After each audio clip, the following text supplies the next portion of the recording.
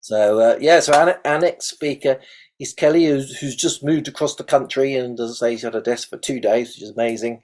And I was reading in through all the bios are on the Dragon Talks.info page, so you can read about everyone and all the links are there. But I was reading through it, and one of the things that I loved was that Kelley said that it's the great awakening of the dragons, but it's actually the time when we remember. So I mean, it's basically saying they've always been there, and we the humans forgot. So I'm sure Kelley's going to share lots of amazing stuff with us. So welcome, Kelley, and I'm glad that your move went well. Welcome. I made it here safely. Wow. Well, as always, being allowed to come into a space of sharing with all of you about dragons is, to me, a very huge honor. And it's a great privilege because so much has been demonized about dragons in our culture, especially in America, but probably even around the world. And you're right. The Dragon Awakening to me is about us waking up to them and them to us and our relationship with them deepening. Because to me, it's been a long time relationship because I've been in a deep communion with a team of dragons for 25 years. But when I feel into it as a soul, I feel like my depth of relationship with the dragons is eternal. Like I've had an eternity of knowing them. And it's really true for me. So, and they've shown it to me. That's the most miraculous part, is that I have experienced a continuum of expansion with working with dragons. And that doesn't seem to ever, I'm sure that will not stop because that's what the light is. It's about wonder and amazement. And everything in creation is always going to be taking you into greater and greater wonder and discovery. And I was recently talking to someone at a gathering here. I arrived and hit the ground right into a big gathering of friends. And this gentleman was saying, well, if you go into the higher dimensions where there's no duality, what makes you grow? And I was trying to express it to him, but it came down to wonder and amazement. The light is always going to be enticing us to grow regardless of whether we're in a time of or a space of duality or not. And because of who I am, I guess I have had that luxury of experience within myself to be able to reach up into places where there is no duality and there's a great oneness there and a unification. Most of the time, in my experience in my journey, I see people instantly going into that when they get into their heart. When we get to the heart of who we truly, genuinely are, from a place of awakened in ourselves, most of us hunger and seek unity instinctively. To me, it's a natural instinct. And to me, that's also like resonant with nature. So when we step into the natural world, everything is reciprocal. It's very reciprocity. And our whole bodies are doing that. So today, when I was preparing to come and talk, yes, I just moved from Colorado to Oregon. I used to live in Oregon, and I moved away 4 years ago to help care for a family member, my mother. I took care of her for her last year of life, and that was a really remarkable experience. So I, like many of you, I have been on my own journey with the dragons. So I always share that my experience is my own, and there's no one way. The dragons are so multiplicit. There's multidimensional aspects of dragons. There's elements are everywhere. So the elemental beings, to me, the thunder beings, are part of life in every part of existence. So when they started taking me into my personal journey, I went through a massive awakening 30 years ago and left a career, took a 7-year period of developing my new awakening gifts, and became a full-time healer and chose a path of ministry with my healing work because I wanted to be not limited by a system. And I chose to go into it from a place of being an active listener. In that process, I became, it's really great. Margaret, I became an animal communicator. I've been working with champion horses for many, many years. I do horse whispering. Um, and I work with parrots and dogs and cats and wild animals would come to me too. In fact, one day I completed some work in my healing room and I stepped outside of my room and my client had just left and there was a deer in my meadow gazing with me, and I wound up helping her to take care of her sick baby. And it was an amazing communication and a story that is really, it's quite lengthy, but I have so many stories from so many aspects of working with animals, plants, the dragons, the life around us. So to me, it's just, I feel like a very wealthy woman. To me, true wealth is about the light we collect, the love we hold, and what I have put into my bank account in my heart. So I have this big bank account and it's just so full it wants to spill out all over all of you. So I hope you're not going to feel too overwhelmed by what I'm going to share, but I'm going to be continually giving because it's what my heart does. So I am an inner child healer, and ancestral healer. I work with the Akashic, and when my Temple of Light woke up in my body 30 years ago, I went into my own private university with my own healing abilities. It was a deep remembering that went back in time for me to angelic families and other dimensions way beyond the earth. And I became a deeply introspective person over time and began to develop an understanding of what it means to be whole. So for me, the dragons are all about the journey of wholeness and all about holding a truth for us that reflects something we all have access to within the light itself, which is, we're all here with the same prime directive. You're here to love and be loved. And that's to bless and to be blessed. And you can name that in all kinds of different ways, but it all resonates back into the same thing. It's simple. It's love. And love is a very interesting word in our language, in our traditions.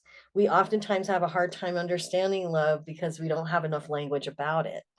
We have this word in our English language for it, love. But if you go to certain tribes, there's a tribe on the West Coast here, just south of me here, in Santa Cruz. And they teach a whole language around the word love. There's 13 different love relationships, and then there's 3 different levels to each one. So when you're in that tribe, you get to learn the languages of love. And when you understand the relationships of what love are, it changes the way you look at everything in your life. So a lot like a shamanic journey, which is what I think Kevin refers to in the dismemberment, is that when I went into my shamanic awakening, I remember feeling like the earth had been pulled out from under my feet. You might relate to this, huh, Kevin? like, wait a minute, who am I? Really? I thought I was this, I'm not that. Oh my God, there's something else here. So for me, it was literally a shattering of my realities, and not one, multiple realities. I had to look at things so differently because everything I had been taught didn't fit into this place my light was standing in anymore. So the journey that the dragons and the spiritual awakenings that I've gone through have been all like that. And the dragons sync things up, as we've said. The synchronicities are amazing. And I don't know if any of you are on here caught my talk on Dragon Thunder, but I was the 5th speaker. Today's the 5th. And I was I was in the shower getting ready for this morning, and I was like, oh my God, it's the 5th again. Wait, another 5. But it's so interesting because for me, 5s are about the 5-pointed beings that we are. You have your hands and your feet and your head. We are 5s. And wholeness, the map that I learned over the years, relates to that. We're all walking 5-pointed stars as humans. So it's really amazing to come into an understanding. And when I learned the whole journey to wholeness, working with my ancestors, I'm Cherokee and Scottish, and a little Choctaw, Apache, and probably a few other flags I could wave. But I consider myself to be a galactic human because of how multidimensionally I embrace all life. And the Dragons of Ascension and Light is a story. I taught a class after Dragon Thunder on Dragon Awakening, and I decided to offer it again. So I'm offering it November 19th for any of you who want to come. Barbara came. She can give you all some reflections. What did you think of my Dragon Awakening class, It, Barbara? it was awesome. Even if you, I would say, even if you understand dragons, like it was different, completely different. So well worth it. So I thank you. I shared at that class, and I'll share with you now, because I have this long-standing history with the dragons from a place of love and really humility. Um, I embrace them the way they embrace me, which is with a total heart and an openness. And dragons aren't have never controlled me, and they have never taken me over. I know that I'm merging into my own dragon energy in a greater way, and they've been showing me into my higher celestial body where my dragon sits up there. That's just it looks a lot like a creamy golden white dragon that has incredibly soft, sweet whiskers. And when it breathes on you, it this dragon's breath sends shudders through your whole body and opens everything that's it just is a cleaner. It's like having something gentle, loving, and the kindest energy you can imagine whisper on you with love so deeply that it just changes you in a matter of seconds. So my experience with the dragons is so tasked and dimensional that I go to the most incredible light fathoms of imagining with them to the most grounded reality. Like yesterday, I was on Mount Shasta, so I'll come around to that. Yesterday on Mount Shasta, I was reuniting with a tribal elder who I haven't seen for many years. But when I would lead vision quests on Mount Shasta, the local tribes would lead a sweat lodge with my clans and call all the village elders from the tribe and let them know I was bringing people to sit on the holy mountain. When you go up to sit on the mountain, you're really in an open space to commune with the source. And it's not about anybody but you and your source to self connection, which is the beauty of taking time in nature and going on journeys. So I'm really excited to hear Kevin's going up to Peru, and I have a long time relationship with the holies of the sacred land of Peru, even though I haven't physically been a lot of places on the earth. I go there with dragons all the time, Machu Picchu and Lake Titicaca and the spaces between and above things. A lot of the holy cities and the holy mountains are generators. They're energy field holders for our atmosphere. There's a lot more to the earth than what a lot of us realize. And when I began to work with dragons, it was a prophetic journey of really learning how to understand the nature of an elemental that had gotten, in my journey with it, had gotten trapped here and needed help. So I was a dragon hunter, and I was doing an amazing job fulfilling my own promise to them. And promises are prophecies. They're the things we come back to fulfill. And I know we're all here doing that. You wouldn't be here if you weren't here to fulfill your promise of being yourself here. So it's real simple. It doesn't have to be complicated. Sometimes we make it big stuff, but it isn't. It can be the smallest little thing. And sometimes the little things are the most potent ones. So I honor everybody's road path and wherever you are in your journey. And the dragons taught me to look at things spherically because we all have stories about them. We have different realities with them.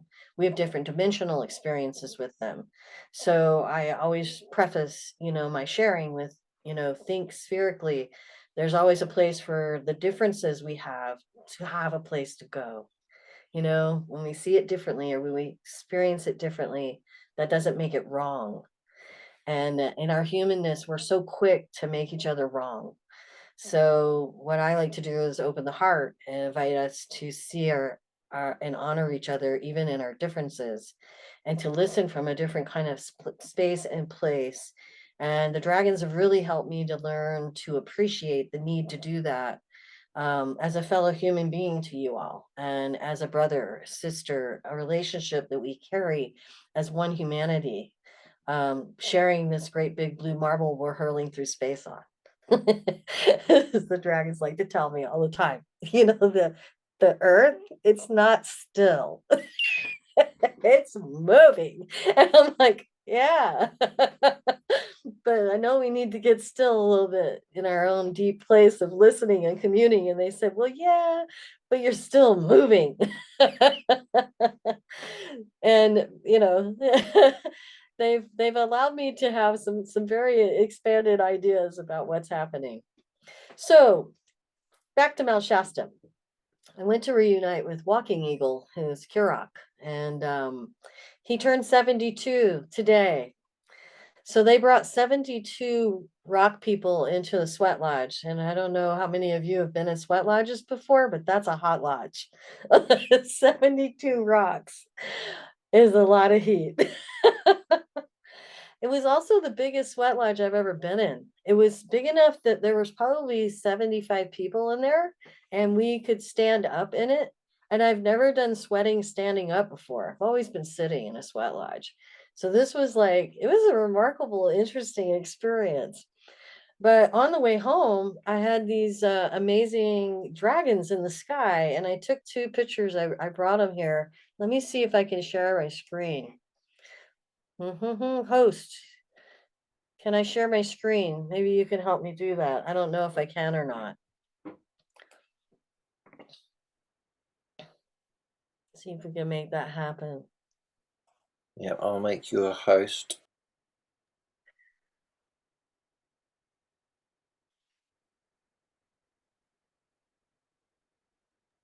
Should see a green button that says share screen on the bottom, right near the mute. Yeah, I know where You're it a is. co-host. You're a co-host now. You should be able to share. Okay, great. So I'm going to hit share and I'm going to bring this first picture up here. So I was traveling back from Shasta and these images were up. So this is a dragon head. This is a dragon head and this is an angel.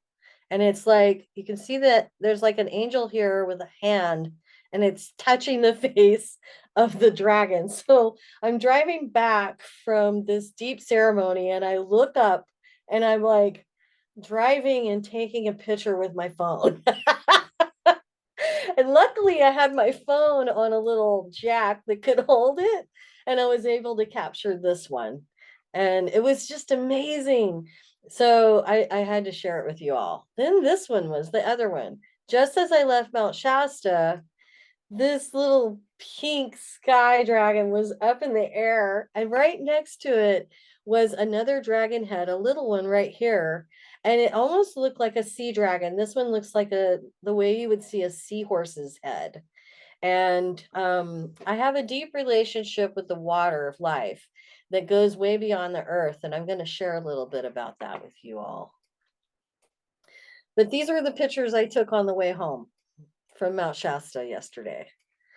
All right, so in that, and I'll be happy to share those. Let's see, how do I end it? Ooh.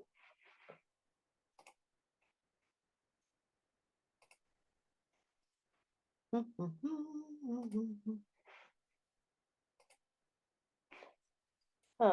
It's not letting me stop sharing. Wait a minute. Maybe I just need this. Okay. Did you guys see that? Yeah, we saw it. We can see them. Okay. Have you got a stop share button anywhere? Yeah, I'm looking for that. For some reason, let me do that. On top where it says view options, maybe? Where does it say that? I'm having trouble finding the stop share button. It says, Top middle. It says view options. Oh, like,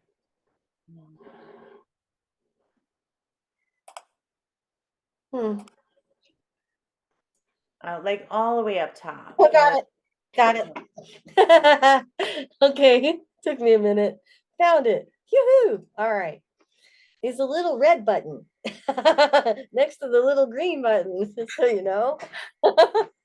So there's a big dragon that lives here up on the highway, Highway 66, going between Klamath Falls and the southern part of Ashland, Oregon, where I am. This dragon takes up 3 hillsides, and I share about it in the class I'm going to be teaching on the 19th. I'll share those images with you if you come. So one of the stories I carry is this interspecies galactic communion with dragons. What I was doing in my journey with the dragons was helping to get a species of dragons back to their home world.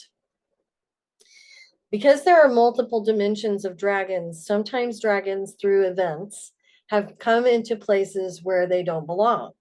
And this happened to our world at the fall of humanity, at one of the falls. There's been more than one fall. So I, for some reason, was involved with that, partly because I was here at the time when it fell, and I was involved with it then, and it carried over for lifetimes into now. About 8 years ago, I went to New Zealand to finish some of that work, and a massive dragon awakening happening on the earth, which was when the actual dragon elementals that were on the earth here in this dimension were ready to be awakened again because they had been sleeping. And even the Lakota elders and the native elders knew. They were like, oh, you know, the elementals are sleeping, but we can't remember why. We had gotten confirmation from them, you know, and this was even before I remembered what was going on. But the dragons would awaken things in my knowledge bank when it had meaning and purpose and when I needed to know. So I wasn't always going around trying to figure things out. I was just waiting for things to dawn. And on the journey of being in the relationship with life, you just open and take each step, follow what's in front of you, try to stay grounded, keep yourself balanced, work on you. You know, it's the story of all of our lives as humans. We're here working on ourselves, right? So every time I would turn a corner, there would be some new aspect or new part of what the dragons were teaching me about. And this interspecies work was amazing because at that time, 8 years ago, 8 years ago now, when we were down in New Zealand, this door was about to open the following year for the earth itself. And we were being shown that the creators of this universe were taking a piece of their creation, which was for us a whole group of galaxies that were going through an evolutionary journey together. And that actually ignited a wave of light language on the earth like we have never seen. And at that point, that energy grounded into the earth in such a special way. Part of it was that these galaxies that went through this door, space and time, that went through the gate together, where all these different species of beings lived and began to share knowledge and information with each other through light language. And the dragons, along with some of the other families of light that I'm part of and angels, put the term light language into the earth heart. When the universe wants to give everyone here something, it'll go into the earth heart. From the earth heart, we all receive it. And those of us that are ready for whatever's coming up from there can take it in.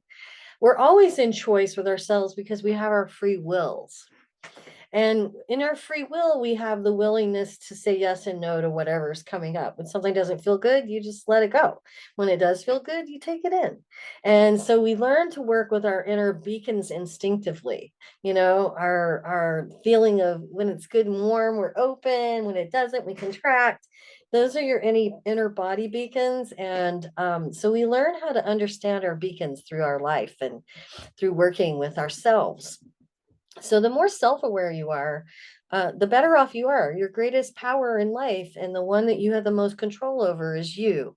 Yourself to source connection. It's like the beauty of everything that's good is right here. So I always say, stay true to your heart, listen to your heart, don't listen to me, listen to yourself to source connection, and, you know, talk to things directly, not just dragons, talk to your angels. We're surrounded by realm dwellers. There are so many different types of beings here on the earth that share life with us. But when that gate opened and light language was put into the heart, it was about all of these galaxies, these 22 galaxies, I think is the number that I was shown. Some of you might know differently, but that was what I was given.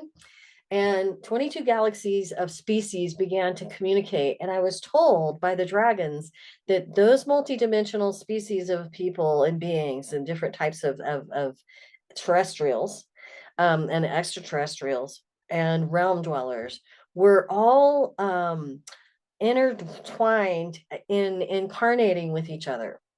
And so a lot of us are speaking languages that could be from our brothers and sisters on you know, on the galactic, you know, thread on that 22. So you could like, oh, that's coming from number 4, and that one's coming from 8, and that one's coming from 15, and whoa, that one's way up here. So you can kind of play with it, but imagine how many galaxies are in our Milky Way.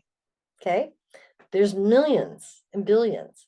So when we talk about a galaxy, 22 of them, we're talking about billions and billions of species. And there's so much being said and spoken. And what I noticed after that awakening happened was all of these people started speaking light language all over the place. And I mean, at least 8 groups are on Facebook now that are just about speaking in codes. The Keepers of the Code was a great one. They took off. A lot of the beautiful groups that started speaking and sharing light language around the world just have gone off. And I've been drawing light language myself. And I have a Facebook light language page called Light Language Art, and where I just freely share. I offer some gifts for fees if you want to do a special reading with me or custom light language.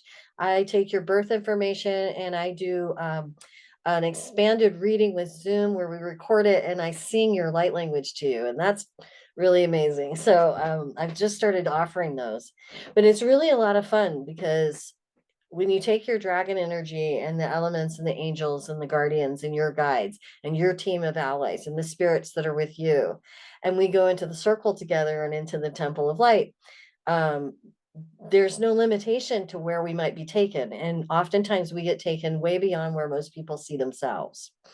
Working with the teams of light that I am in communion with, there's a lot of places where you can be taken that might expand you, or may take you into a deeper place of healing than you've reached before. And I don't make promises. I open the door and invite you in. And when we go into that place together, there's always an opportunity for you to have your own authentic, true, genuine experience for yourself. And it's not about measuring things or setting up expectations. So I'm careful because I know that some of you are new to dragons, even new to letting yourself speak and feel the energy of them. They're big. Some of them are also tiny. So dragons can be big and small. The fairies, I mean, think about this. We talk about our elemental connection as humans, that we have personal dragon elemental energies. And some of us have teams, like I have teams of dragons that I work with. And I sit on dragon councils in the higher dimensions. But those aren't flags I'm waving. I'm saying we all have these different dynamic relationships with them. And some of you may have greater relationships than others, but they're all still your own personal connection. And we think about that personal connection and we're talking about identifying ourselves with our dragons, but think about this. Everything has an elemental connection. So fairies, other species, angels have connections to elementals. There are angelic dragons, and some of them are very, like when I talk about the celestial dragon of mine, it's like very heavenly. It is truly a heavenly dragon. It does not touch the ground. That dragon lives in the air. And there's an amazing place in space for all of these dragons to exist that go way beyond our consciousness of imagining, and sometimes way beyond any thought you could have ever imagined having. And I think for me, the overall journey I've had with the dragons for the whole time I've been involved with them has been a continuum of that.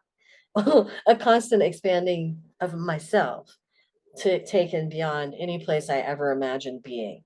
And I certainly never imagined that when I would come out as a published author and begin to speak, it would be about dragons. Not in a million years did I think I would be here with all of you. And yet it's like so perfect and so beautiful that this is where it is and that this is what's happening. And I'm so incredibly grateful to you, Kevin, for your big giant heart and for your willingness and for your listening, because you heard it and you answered the call and then you acted on it. And that was just absolutely beautiful. So I'm in deep gratitude, deep bow, deep appreciation for the love you're holding for all of us coming together and the way in which you're holding it. It's really, really, really precious. And I'm so grateful, to be like one among you, to be one of you, to one with you. It's absolutely the most precious thing. The dragons have always taught me to be very all embracing, to see that we are all the children of the light, that we all have a source to self connection, that we're all living flames from the flames of light. There are a lot of us who are part of the original family there that are in this universe that are communing on the earth right now.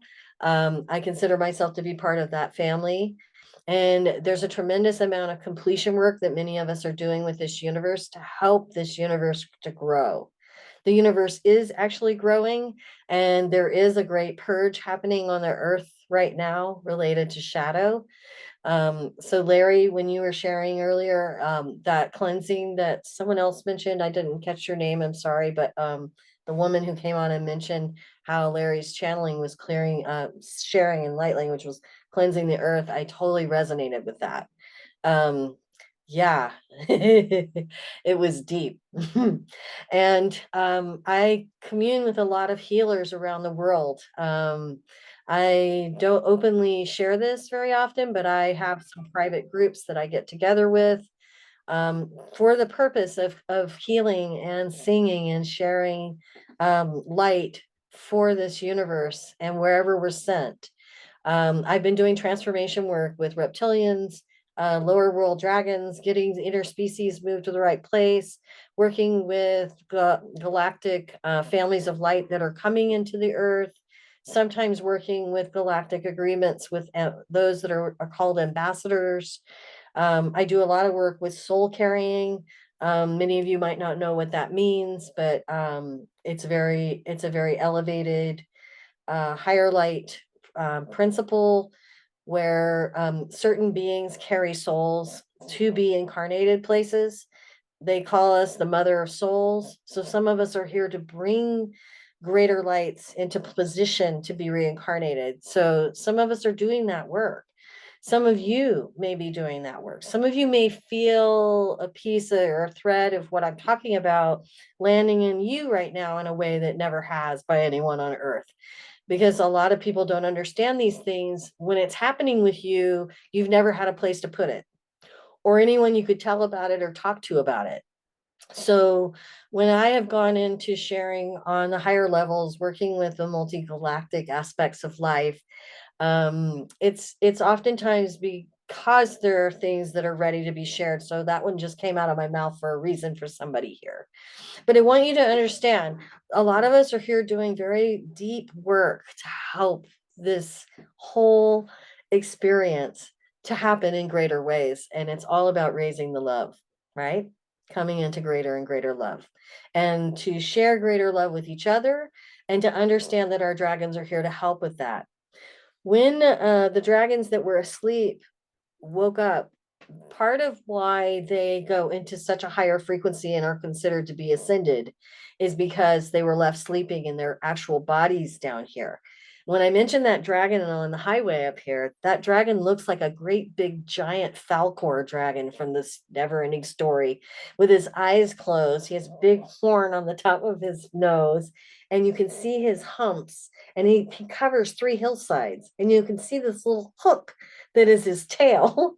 It's an amazing picture. Barbara saw it when I shared my class. So he was a big dragon, but they're sleeping giants. So you'll find dragon bodies that are stone, that are like, they look like they're sleeping. And when those dragons were meant to be awakened, did not take place fast enough, a lot of their bodies began to erode. And so the divine forces that are took them into ascension. So when they went through a great awakening here, they came down as big shafts of light and etheric energy.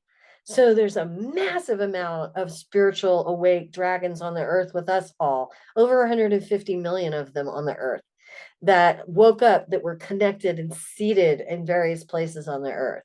They are all holding elemental jobs. And a big part of that sprang into storms, because they're like, oh, nobody's been sweeping. Got to get my chore done. And so they go instinctively into a frenzy of cleaning and rebalancing energy. So we've had firestorms and water storms and hurricanes and incredible storms. And they told me it was going to happen for about 5 or 6, maybe 7 years of cleansing. And then it was going to calm down. In the next year, we should actually see it starting to kind of back down and calm, but it's been intense. And as you all know, it's been deadly for some people. Those storms have been incredibly dangerous. And in fact, 3 years ago, one brushed through Southern Oregon. I don't know if you know, but there was a massive firestorm here. And my own grandchildren lost their home, and lots of my friends lost their homes here. So they're rebuilding. They're still rebuilding the town. So it's been intense. And we all know what happened in Hawaii recently, in Maui. It was a really unexpected storm, but I got a picture of a dragon there the day of the fires. And it was actually a news reporter was talking about the fires, and I did a double take, and I saw a dragon in the smoke. And I was able to stop the video on YouTube, and I photographed it. And that dragon was amazing. And what was really interesting about that dragon's head is it was sitting in a position looking down at what looked like a temple. And it was communing with the Temple of Light that was actually right there with the Wholeness, the old Maui people, the ancestors there. And so the energy and the light that was there was sitting right in front of the dragon being spoken to at that moment. And so that was a profound picture. So I'll share that with you all later. I feel like, yeah, I want to give you something before I stop talking. From the dragons themselves in my circle, if you're willing to receive. Yeah. Yeah. So yeah, I'm going to open it up for my team to come in and give you some love. All right. I don't know where it's going to take you. I have no expectations, and I'm not going to plan any thoughts. What I'm going to say is I'm going to sing to you and let the dragons take you where they want to take you. And allow yourself to receive what it is you want and need in this moment. Open your heart and yeah, enjoy this. I hope this feels good for you. All right, here we go. So I invite you to in your heart. Drop into your hearts. Close your eyes if you feel more comfortable doing so, just to get more in yourself.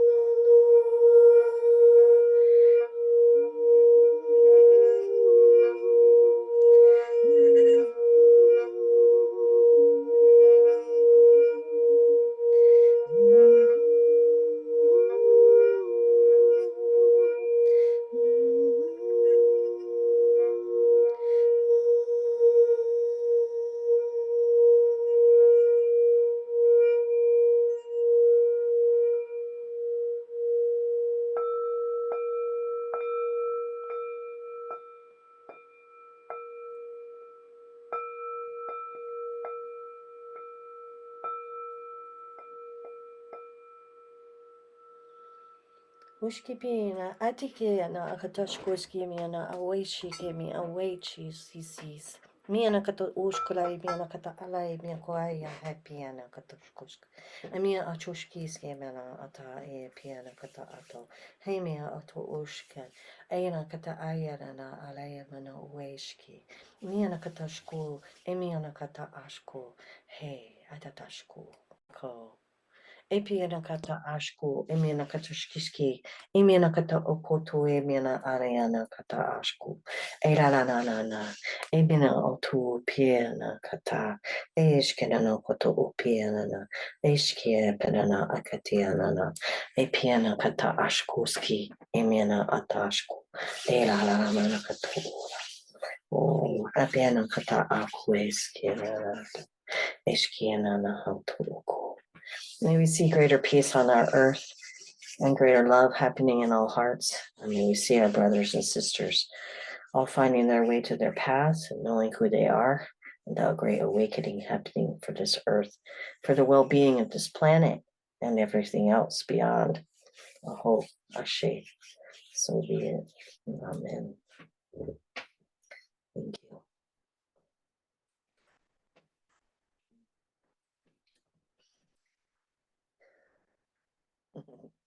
Y'all okay?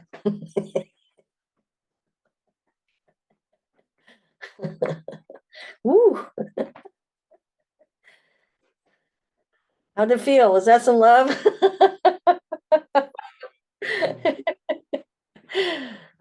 Amazing. Thank you so much. Thank you so much. It was beautiful. From my heart was flying out lots of butterflies in the most beautiful purple colors.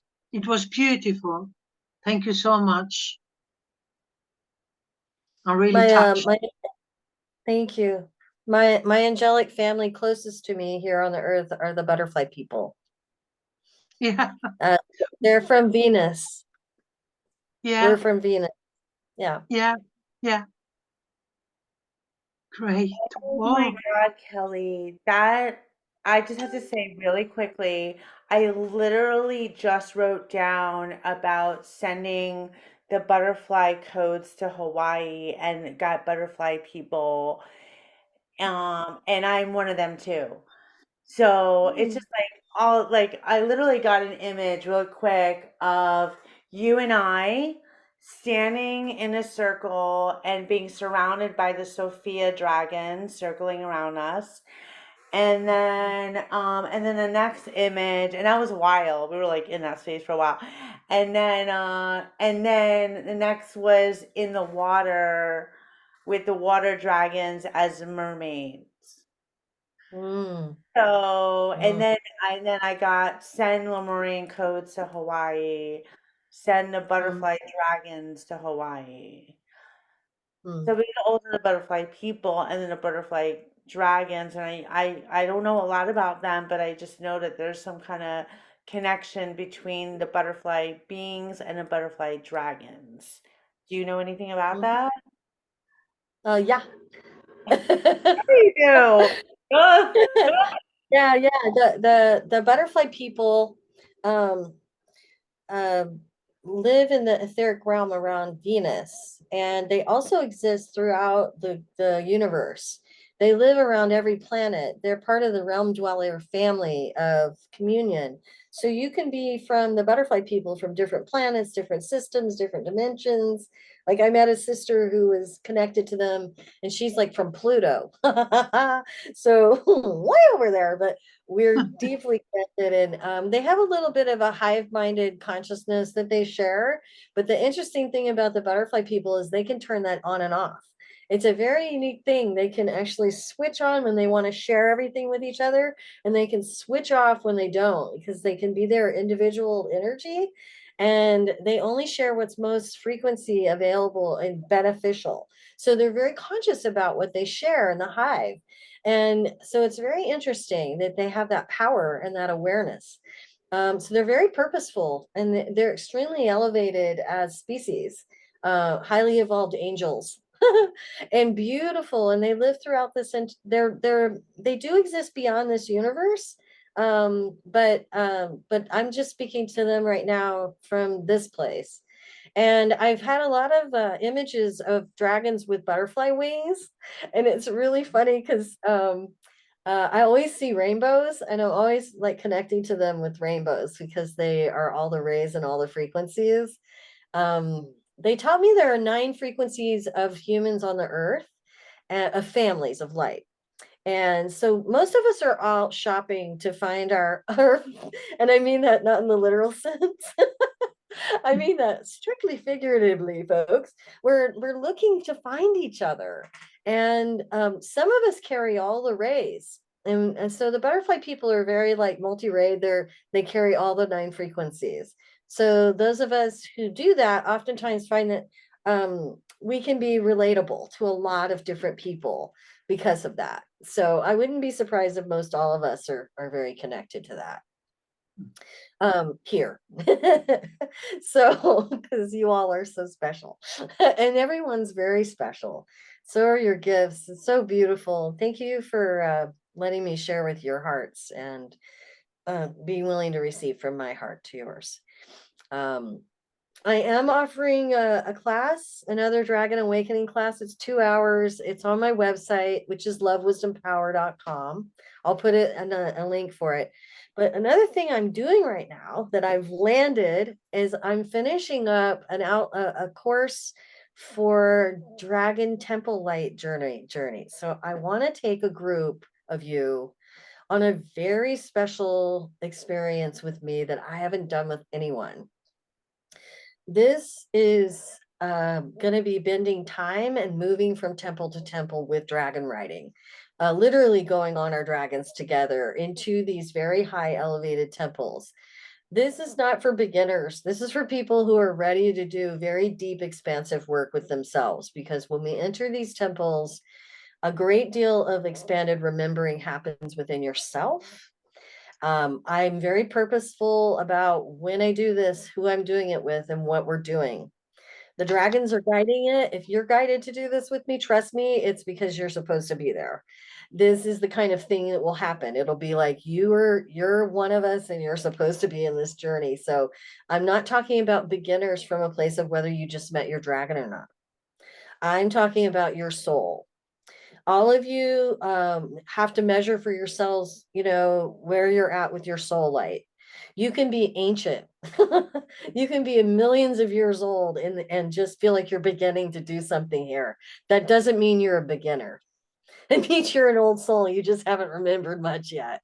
So I'm just saying, if you're here and you feel called to do that journey with me, I want you to really trust yourself in it, because that calling is just the same thing like when we listen to the dragons and they tell us to do this. So the dragons are asking me to do journey work with all of you and to offer it. So I'm putting together a 7-week journey temple of light experience that we are going to take. I originally thought about naming the number of temples we were going to go to, but the dragon said, oh, no. Don't limit it because when the group comes together, it's gonna. So I was like, okay. So they've already told me to stay more expanded in my thinking about it. So I'm just wrapping up the dates and I'm about to launch that in the next week.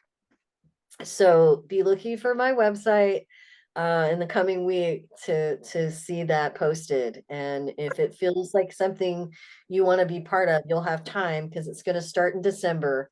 You'll have time for the rest of the month to get signed up and feel into it. Okay. But I'm ready to offer it, and I'm super excited about doing this.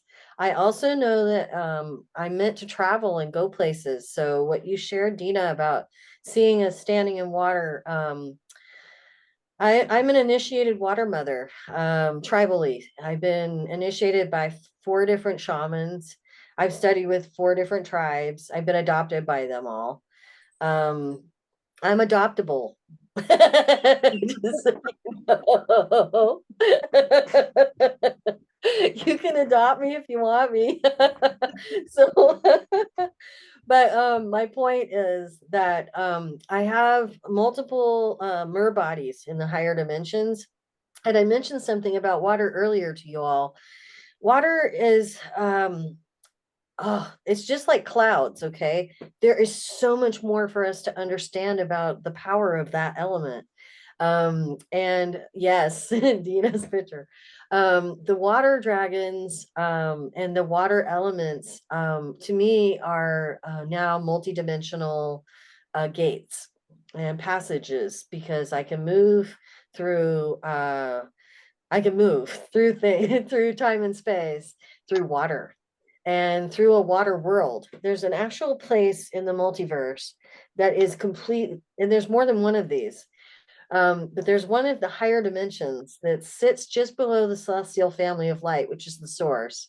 That is the actual water that creates all oceans in all places, in all dimensions. So I've entered into a remembering in that place, and it's extremely expansive for me. And it's a part of what has opened the gateway for me to do this expanded higher temple journey work, because I'm a supreme negotiator when it comes to moving through time and space with dragons now, thanks to them and what they've helped me to remember. And I now am at a level where I can hold a group in that and take people with me. I've been doing it kind of one-on-one, but I'm being told it's time to expand it into the greater circle, and to bring a group with me to do traveling together and reflecting with each other, because we will remember more in the sharing. Our unique experiences are so valuable, you all. And that's why the Margaret sharing her story before me was so precious. Whenever we share our stories of experience with each other, we give each other so many clues, pieces, and affirmations. Not always just about that person sharing, but about what we have in relationship to each other that is common. Like, I'm a water tiger, by the way. And I keep white tiger pictures with me everywhere I go. And they always have blue eyes. And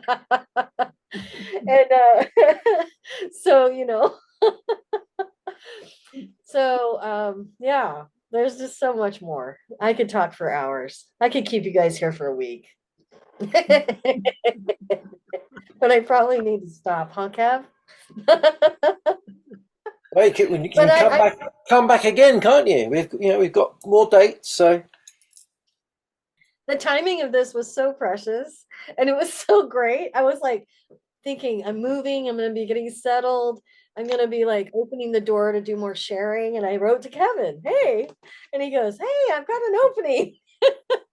I'm like, great, the week after I arrive. Okay, huh. Wait, I have a question for you. Yeah. I was so excited you talking about doing this journey. Did that include the Mount Shasta Vision Quest, or is that a separate thing? Oh, the actual Vision Quest that I'm going to be teaching this summer is a physical one, Right. where people can come to Shasta. We're going to camp. It'll probably be a 4-day camping journey, but I would plan for probably 5 to give yourself some time to between or after if you need it. But yeah, it's going to be a 3-day Vision Quest on Mount Shasta. I'm going to lead it in 2 spaces on the mountain this year. My youngest son is training with me to co-lead the high altitude backpacking trip. It's going to be a 2-hour high altitude backpacking journey for anyone who feels fit and ready to do that. I'm probably going to hold the anchor in a lower part of the mountain with some people who can't do that. And I'm going to be seeing some people who have handicaps and other gifts that may be coming that I want to support to the Vision Quest. They've never done it before, but they're ready, and they're about very elevated souls. So I've decided to not let their handicaps stop me from teaching them. If they feel called to come, I'm going to make it happen for them. So, so there's some really beautiful people that may be coming that are elders. I'm an elder, and I inherited my medicine wheel that I teach. from my own medicine teachers and my ancestors. That combination came together. I teach a medicine wheel of 7s, and I've been teaching with that wheel for many, many years. So it's a very precious actual medicine wheel that you will learn. And then the details about that journey aren't up yet because we're still formulating dates and timing for it. But it's going to probably be in August this next summer.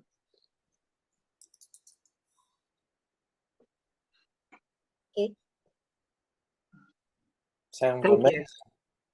Sounds Oh, like everyone's and one thing I will going to sign up. Barbara,